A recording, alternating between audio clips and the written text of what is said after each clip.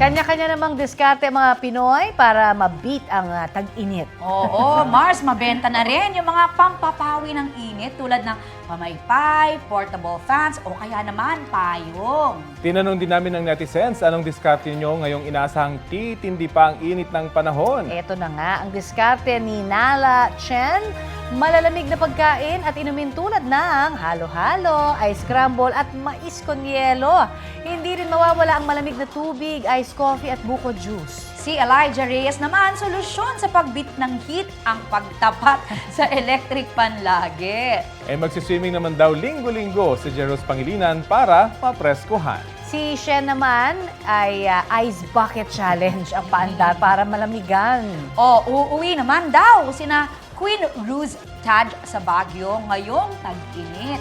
Sana all. Habang si Ronald Pajares Magracia ay magdadala raw lagi ng basang face towel para idampi sa katawan.